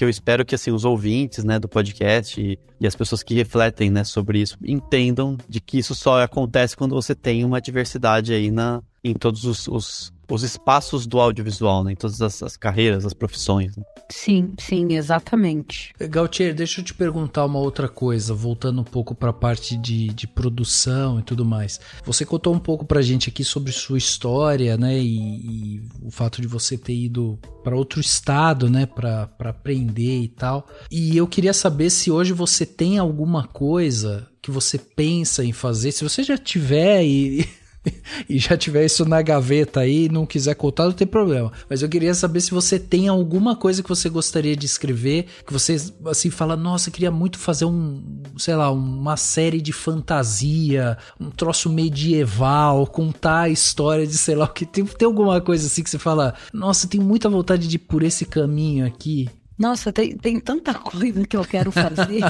eu também tive muita sorte que eu consegui já fazer muitas das coisas que eu queria. Eu consegui escrever comédia, consegui escrever drama, consegui escrever infanto-juvenil, já escrevi terror. Não é a minha praia, mas já escrevi. Então, assim, eu sou muito, muito aberta a tudo. Eu acho que as coisas que eu mais me distancio são de terror, suspense e true crime, porque são coisas que eu não sou consumidora, porque eu tenho muito medo, gente. Eu não sirvo para isso. Mas que, de vez em quando, eu tento assistir para entender também o que está sendo feito dentro desses gêneros. Então, eu acho que uma coisa que eu quero continuar escrevendo mais comédias. Eu tô numa vibe muito de comédia e de infanto-juvenil, justamente por serem conteúdos mais leves. E a gente tá num momento, especialmente agora, né? Especialmente essa semana, que ele tá tão tenso, sabe? Um momento político, econômico, social que tá tão tenso que, pra mim, escrever histórias mais leves, mais divertidas, também tem sido super terapêutico. E eu acho que eu vou seguir por esse caminho ainda por mais alguns projetos. Apesar de eu ter um projeto de curta que é um pouco mais dramático, mas não é nem de longe tão dramático quanto Desvirtude. E eu acho que o que eu mais quero mesmo é continuar desenvolvendo o meu estilo, sabe? O meu estilo de direção, o meu estilo de escrita. Porque por mais que já trabalho profissionalmente, já escrevi coisas que eu escrevi estão sendo gravadas, vão ser lançadas, já dirigi coisas, ainda assim eu me formei agora, em 2017. Então tem 5 anos que eu me formei. Então eu sei que eu ainda tô bem no começo da minha carreira. E eu quero ver para onde essa carreira vai me levar. E eu quero continuar melhorando, e continuar estudando, e continuar me desafiando a fazer coisas diferentes. E queremos um longa, viu, Gautier? Não é por nada não, mas o fã-clube aqui já tá assinando petição aqui. Então, reza a lenda que talvez no próximo ano saia. Olha aí. Reza a lenda. Não posso dar mais detalhes, são apenas rumores, vocês não ouviram de mim. Não. Mas existe essa tá sendo cotada. Pô, vou acalmar a base de fãs, então. Vou acalmar, porque estavam fervorosos aqui. Pô, porque é muito legal, realmente. E você estava falando de que você escreveu muita coisa. Você também quer seguir por esse mesmo caminho com a direção, assim, tipo, você, se alguém te chamar e falar assim, pô, eu tenho aqui um projeto, queria que você dirigisse pra mim. Você também tá aberta a ir tentar também? Com certeza. É um desafio diferente, né? Eu acabei de passar por isso. Eu dirigi o álbum visual Samba às Avessas, da cantora Pamela Amaro. E daí a gente fez esse filme do álbum, que não fui eu que escrevi. Então era um lugar diferente, porque eu já tinha escrito coisas que eu dirigi, eu já tinha escrito coisas que eu não dirigi, porém eu nunca tinha dirigido algo que eu não escrevi. E isso aconteceu pela primeira vez esse ano. Inclusive tá disponível no YouTube, é só jogar lá, pesquisar Samba às Avessas, que nosso filme tá lá. E foi um processo super interessante, porque eu tive que me colocar nesse outro lugar de ser apenas diretora e de manter ali a visão que a roteirista tinha criado pro filme, né? Mas também trazer a minha perspectiva de uma forma balanceada, que não ofuscasse ela e também não deixasse aquém, sabe? Acho que eu consegui fazer isso. Se eu não conseguir, olha, gente, eu tentei muito, eu juro. Sabe o que a gente acha de você? Não. E nem quero saber. Nada é orgânico. Eu amava essa comunidade. Gente, VHS. Cara, eu tenho 30 anos. O que eu faço agora? Reinstalar o sistema.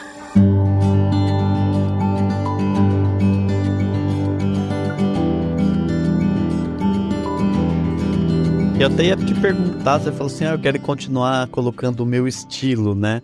Você saberia dizer assim, aquela pergunta bem Marília Gabriela, né? Mas qual é o seu estilo, assim? Sabe, o que é Gaultier Lee, assim? Você saberia dizer nesse sentido? Ou, enfim, como que é pra você? Eu vou tentar dizer, talvez isso nem seja válido, mas daqui a um ano, por exemplo, porque pode ser que até lá eu mude, né? Mas eu acho que o meu estilo, tanto de escrita como de direção, é uma coisa que tenta equilibrar a comédia com o drama, de nem deixar o drama muito pesado, nem deixar a comédia muito dominante, sabe? De trazer um humor ácido e é político, né? Porque, né, gente? Se eu não falar de política, eu acho que eu surto mais do que eu já surto normalmente.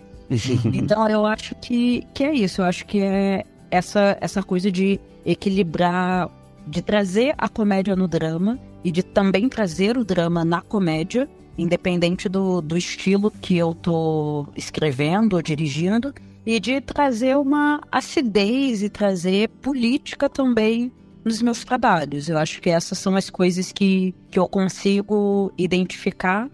E eu percebi recentemente que eu tenho uma paixão por plongés absolutos, que é quando a gente coloca a câmera lá no teto e a atriz, o ator, o objeto lá no chão. E eu notei que eu fiz isso em todos os meus trabalhos. Eu fiz isso no Desvirtude, eu fiz isso no Sambas Avessas, eu fiz isso no Transfusão, que é um show virtual que eu dirigi também. Então acho que eu vou continuar fazendo uns plongés absolutos por aí. Que legal. Legal.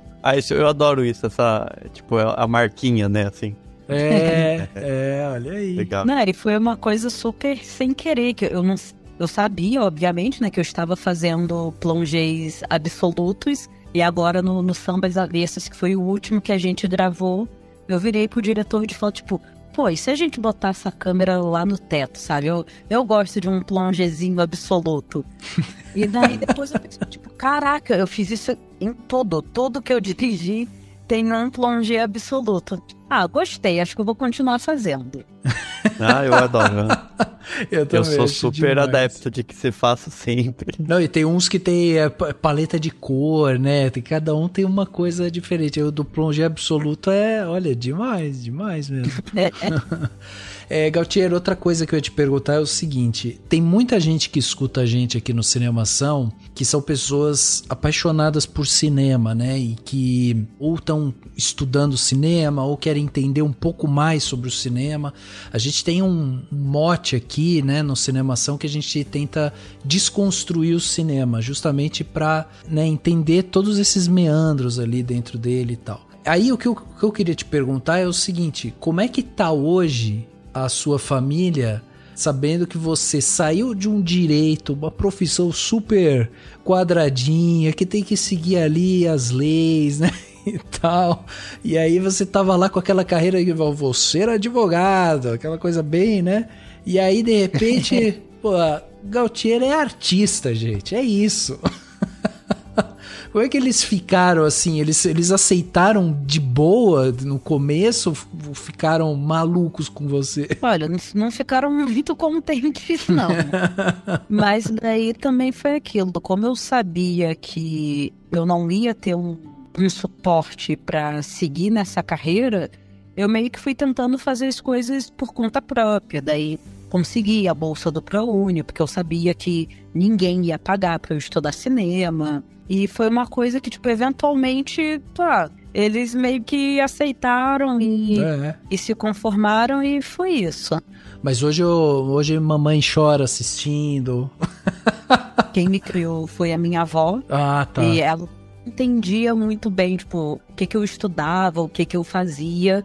E era meio isso, daí eu tentava explicar, ela não entendia, e daí meu TCC era de horror, minha avó gostava de ver conteúdo infanto-juvenil, então uma coisa meio dissonante, mas que eu tentava explicar, tipo, avó, tô fazendo um laboratório de roteiro com o pessoal da Globo, ela conhece a Globo, então, a Globo é importante. Sim. Daí tive uma aula com Lázaro Ramos, tirei uma foto com ele, mostrei pra ela não sabia o que significava ter uma foto com o Lázaro Ramos, ter estudado com ele, mas ela conhecia o Lázaro, tipo, isso é bom, né? Se você tá com o Lázaro, deve ser bom. É isso aí.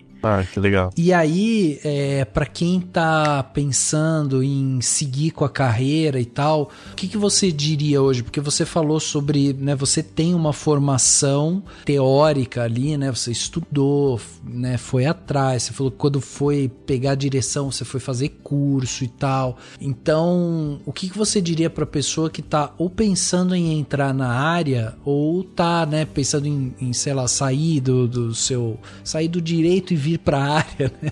O que você diria para essa galera que está querendo começar a viver do audiovisual, né? Olha, eu diria, primeiro, para estudar, segundo, para ter paciência, porque muitas vezes as coisas demoram bastante para acontecer, e não é uma demora de 1-2 meses, são demoras de anos às vezes. Sim. E terceiro, para fazer terapia, porque é muito complexo.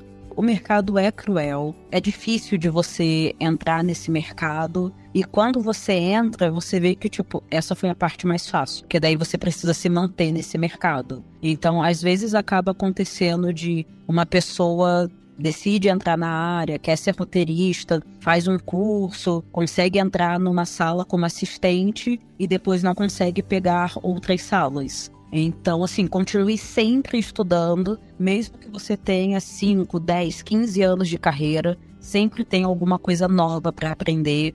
Leia roteiros. Para mim, ler roteiro é a melhor forma de aprender a escrever roteiro. Inclusive, esse foi um exercício muito importante que eu fiz quando eu estava escrevendo o meu piloto que ganhou o Cabiria, porque era um piloto que eu tinha outros 2 pilotos como referência, que eram o piloto de Modern Family e o piloto de This Is Us. Então, o que eu fiz? Peguei esses pilotos, eu li eles, depois eu assisti eles e depois eu reassisti enquanto eu lia, para eu entender como que aquelas palavras tinham virado aquela cena. Interessante. E também para eu entender como que aquelas palavras tinham nascido daquela cena. Então é um exercício que eu recomendo bastante, que é um exercício que, assim, é gratuito, você pode fazer em casa, se você jogar nome de séries famosas, roteiro, PDF no Google, você acha. Hoje em dia existem milhares de bibliotecas de roteiros por aí, ainda mais para quem fala inglês. É muito fácil de achar esses conteúdos. Os streamings facilitaram o nosso acesso aos conteúdos já gravados. Então é o que eu recomendo. Boa, adorei. E aí, só pra gente fechar também, né, essa parte de produção e tudo mais, queria que você falasse um pouco também sobre o Macumba Lab, né? Ele é um coletivo de profissionais negros, né, do audiovisual do Rio Grande do Sul. Você é uma das fundadoras. E aí, como é que tá esse projeto também, esse coletivo? Então, o Macumba Lab, ele surgiu em 2018, se eu não me engano, 2018.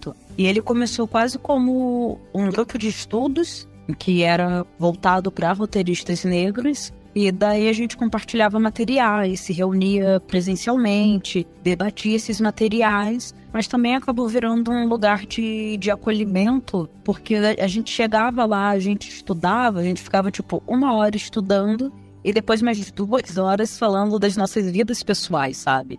Porque é um lugar muito incomum de você não apenas ser uma pessoa negra no Rio Grande do Sul, mas você ser uma pessoa negra que trabalha com audiovisual no Rio Grande do Sul. Então tinham muitas experiências e vivências que a gente tinha em comum.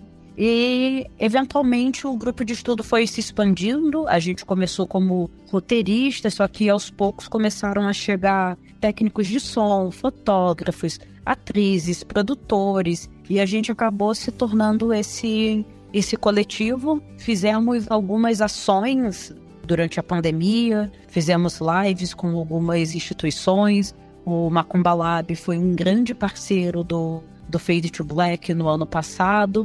E agora a gente está num momento de reorganização para poder entender quais serão os nossos passos e como que a gente continua fazendo o trabalho que a gente acredita. Porque também é um coletivo, todo mundo que trabalha no coletivo trabalha de forma voluntária. a gente não tem nenhum tipo de financiamento. Então é isso, é uma coisa que a gente é muito apaixonado, que a gente quer fazer da melhor forma possível, mas é aquilo, vivemos num sistema capitalista, muitas vezes precisamos trabalhar, muitas vezes não, né, gente? Sempre. Precisamos trabalhar e a gente não consegue sempre dedicar o tempo que a gente queria para o coletivo. Então agora, nesse momento, a gente está se reorganizando, se reestruturando, entendendo o que é possível fazer com os poucos recursos que a gente tem. E por mais que você tenha se formado faz 5 anos, você tem sentido, você até comentou um pouco sobre isso, né, por conta de ser um coletivo no Rio Grande do Sul e tal, que acabou virando, né, um lugar de acolhimento e tal, mas você tem sentido desaceleramento do mercado depois de tantos problemas que a gente teve, né, com a Ancine e né, todas essas partes de fomentos, né, que foram cortados e tal. Você sentiu isso? Porque você teve uma curva muito legal justamente ali no começo da pandemia e agora, né, tá escrevendo pra caramba, fazendo coisa pra caramba,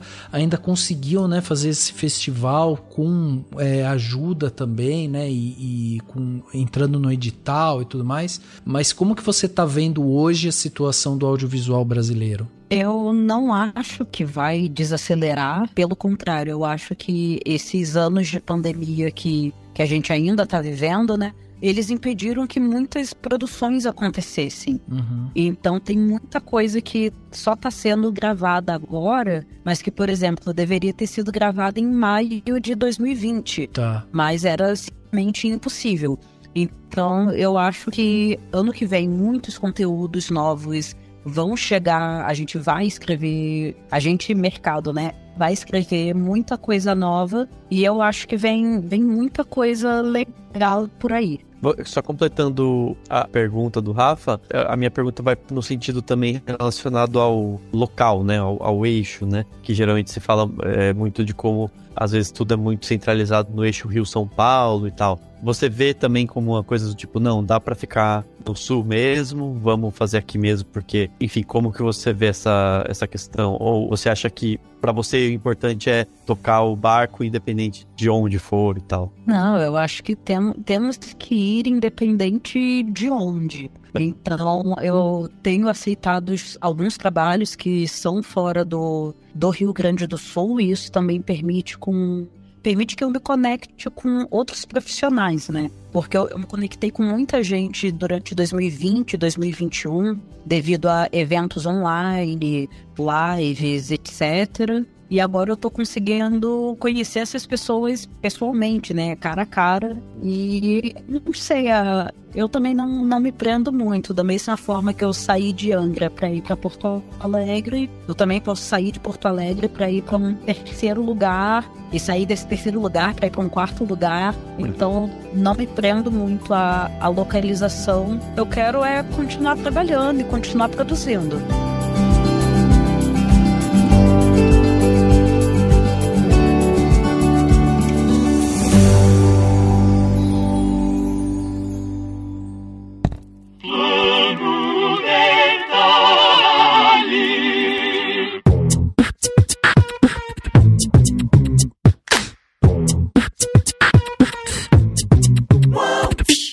Detalhe da semana, né? Aquele momento onde a gente dá dicas aqui para os nossos ouvintes, né? Aquele momento que você pode pegar sua caderneta aí e anotar tudo que a gente vai falar. Dan, vamos começar dessa vez com você. O que você trouxe pra gente aí de bom, de Plano Detalhe? Vamos lá, eu vou indicar 2 filmes que estão em exibição na Mostra de São Paulo, né? O primeiro é o filme Terceira Guerra Mundial, que é um filme iraniano, que, enfim, está sendo exibido na mostra, mas eu imagino que ele deve se chegar em breve, enfim, num circuito comercial.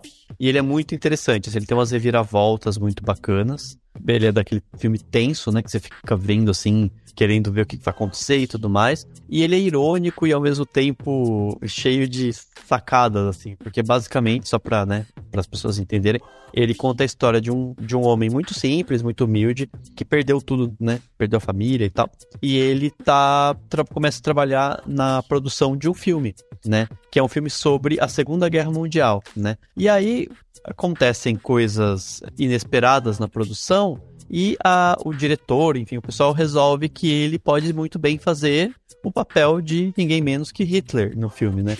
E aí ele é botado lá pra aparecer vestido de Hitler, tal, enfim. Só que nesse meio tempo acontece algumas coisas que ele tinha um romance, essa namorada vai atrás dele pra pedir ajuda, e aí começa a degringolar um monte de coisa, que as coisas vão acumulando, juntando. É assim, aí depois de um tempo ele para de ser engraçado, ele fica tenso mesmo, mas é maravilhoso, é um filmaço, assim, muito interessante, muito cheio de elementos que dá pra refletir a respeito, sabe, várias imagens interessantes de se pensar. Enfim, fica aí a dica então do Terceira Guerra Mundial. Se você estiver ouvindo no podcast, tiver ainda alguma sessão da Mostra de São Paulo, corre lá, boa sorte. Mas se não, fica de olho no filme, que vale muito a pena ficar de olho, né? E tem um que vai ser mais fácil, que tá em cartaz online e de graça na plataforma da SP Cine Play, que é um filme chamado Um Homem. É um filme colombiano, né? Em espanhol sempre o título é mais legal, né? Porque é Um Varón, né? O título em espanhol. E que conta a história. Daí ele até lembra, parece um documentário, mas não é. Mas tem pessoas realmente de uma instituição, né? De equivalente à Fundação Casa aqui no Brasil, assim, que aparecem lá. Mas ele conta a história de um menino, um rapaz de 17 anos, assim, que tá nessa instituição, mas ele pode passar o Natal com a família e ele vai tentar fazer isso. Mas a história toda é basicamente assim, seguindo esse rapaz, tentando entender ele, e ele tem que ser, né, um homem, né? Ele tem que ser bruto, porque ele vive uma realidade muito dura, e aparece ele com uns caras no bairro dele, que são tipo assim, tudo aquelas caras, bem aquela coisa do tipo, né, tem que, não sei o que, pega a arma, vamos lá, tem que ser. Só que ele tem uma sensibilidade muito grande. Ele tá muito emocionado, muito triste, né, por conta das coisas que aconteceram. Ele quer, é muito interessante, sabe? Você vê que ele quer chorar no colo da mãe dele, é tudo que ele quer, sabe? Mas ele precisa ser esse homem, assim. Então é um filme bem interessante e que tá de graça na plataforma da SP Cine Play. Quando o podcast sair, vai ter ainda mais alguns dias aí de Mostra de São Paulo, ele provavelmente vai estar disponível, então dá pra assistir de casa tranquilamente, quem quiser, de qualquer lugar e tal, e acho que vale a pena. Muito bom, muito bom. Então tá aí, ó, 2 filmes, lembrando você, ouvinte, né, que tudo que a gente tá falando vai ter aqui link no post desse podcast, então é só você ir lá ver o nome da pessoa, o que ela indicou, aí você vai lá, clica, já vai ser direcionado pras coisas e tudo mais. Gautier, e você, o que trouxe de bom pra gente de Plano Detalhe? Então, eu trouxe um filme também, legal, que tem sido meu filme favorito do ano até agora, que é o Marte 1, do Gabriel Martins. Tá em cartaz em alguns cinemas, acho que em todas as regiões do Brasil. E, assim, é um filme sensacional, é lindo, é fofo. Preparem-se pra chorar, pra rir. E, nossa, esse filme tem um lugar muito, muito especial no meu coração. É aquele tipo de filme que eu terminei de assistir e pensei, poxa, queria ter feito ele, hein? É isso, Gautier? Tem mais algum? Um livro, alguma coisa? Não? Deixa eu pensar, eu só tinha pensado em um. Não, você não precisa ter mais. Só... assistam o post de Volta aos 15, né, gente? Pelo amor de Deus. Sim. É isso aí, pelo amor de Deus. É isso aí. Vou deixar anotado isso aqui mesmo. Tem que assistir lá. Demais, demais. Muito bom. Eu vou fechar aqui o Plano Detalhe, então, com um canal do YouTube que eu tô viciado neles agora, que é o História Cabeluda. O História Cabeluda, para quem não sabe, é um canal que é conduzido lá pelo Gustavo Gaio Fato. Bom, ele é um comunista, né? Ele visa fomentar o pensamento marxista-leninista nas redes através desses vídeos e tal. E basicamente o que ele tem feito ultimamente assim, são reacts de situações ali que ele vê, né? Sei lá, acontece lá um papo entre dois liberais num podcast e tal. Ele pega um trecho e aí ele fica reagindo. O Gustavo é muito engraçado, o jeito dele e o jeito que ele explica as coisas são muito bons também. E eu tô adorando os vídeos dele, assim, ele tem feito bons vídeos, principalmente porque, além dele ser um cara muito carismático, as explicações dele são muito boas também. Ele consegue posicionar a gente de uma maneira muito clara, assim, inclusive na história. E a função dele principal é justamente combater, né, a desinformação. Porque quando a gente fala sobre pensamentos marxistas e tal, existe, né, todo um temor ao redor quando falam de comunismo, socialismo. E aí a gente começa a perceber que as pessoas não sabem distinguir o que é uma coisa, o que é socialismo, o que é comunismo, o que é marxismo. Não sabem distinguir. E aí ele pega justamente essas pessoas que às vezes têm muito alcance, e aí as pessoas vão em grandes podcasts e falam suas teorias e tudo mais, e às vezes estão falando grandes bobagens, assim, porque não estudaram, não leram ali, tipo, o manifesto do Partido Comunista, né? Não leram, não entendem. Tem um outro livro que ele recomendou, muito bom, que eu anotei também, que é o Estado e Revolução, que é para você entender um pouco mais sobre o assunto e tal. Enfim, eu tô adorando os vídeos dele, eu acho ele um cara super engraçado, eu fico assistindo e rindo e tal. Eu já comecei a mandar uns vídeos dele lá pro Dani, porque eu acho que o Dani vai se matar de rir com ele. Eu já vi uns trechinhos já. É muito bom. Eu acho ele muito bom. Mas enfim, fica essa dica, vai lá, procura História Cabeluda, ou aqui, né, no post desse podcast vai ter link, é só você clicar, você vai direto pro canal, assiste uns vídeos lá, tem vários assuntos legais, é só você se inscrever e boa, porque o assunto é muito bom. E é isso.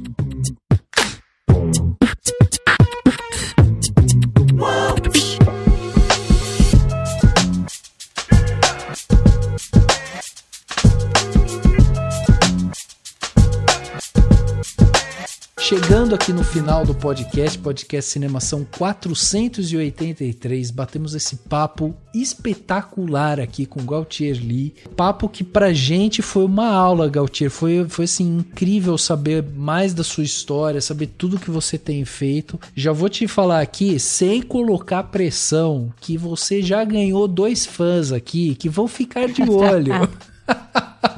Muito obrigada. Longa-metragem, saindo longa-metragem. Estaremos lá. Estaremos e todos os outros, né? Eu de casa também. Exatamente. Muito obrigada, gente. Pra você ter uma ideia, eu fui lá assistir o De Volta aos 15, que era uma coisa que não tava no meu radar, vou ser sincero com você, não estava. Eu falei, não, vou lá assistir. Comecei a assistir, cara, que coisa divertida, que gostoso que é assistir. É leve, é uma coisa super de boa, meia horinha na Netflix, rapidinho você vai lá, assiste. É uma delícia assistir. E o texto é muito bom mesmo, porque ele é um texto leve, ele é engraçado, né? É muito legal mesmo. Então, parabéns pelo seu trabalho, parabéns por toda a iniciativa, o ativismo, a vontade de ir lá, de fazer, de, né, se propor, se desafiar, de estar ali pronta para enfrentar, né, esses desafios. Então, a gente só tem que agradecer demais, agradecer sua presença aqui com a gente, ter doado o seu tempo para vir aqui, né, falar com a gente, com os nossos ouvintes.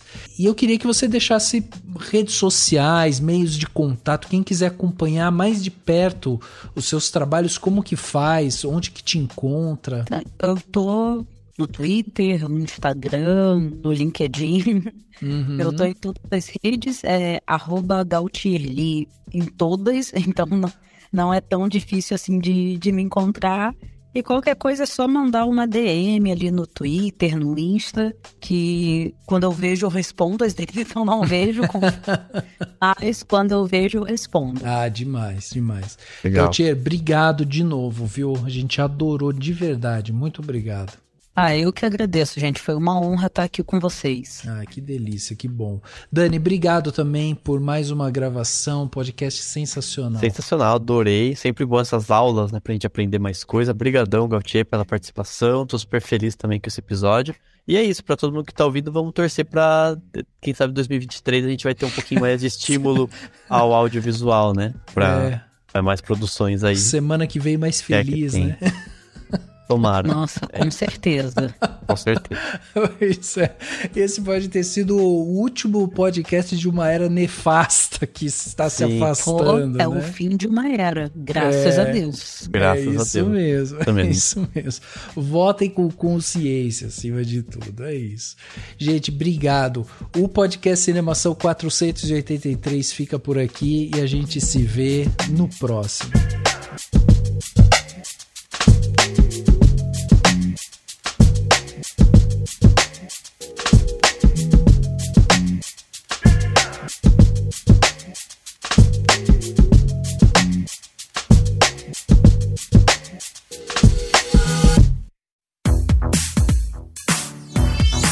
Esse podcast foi editado pela Isso Aí Design.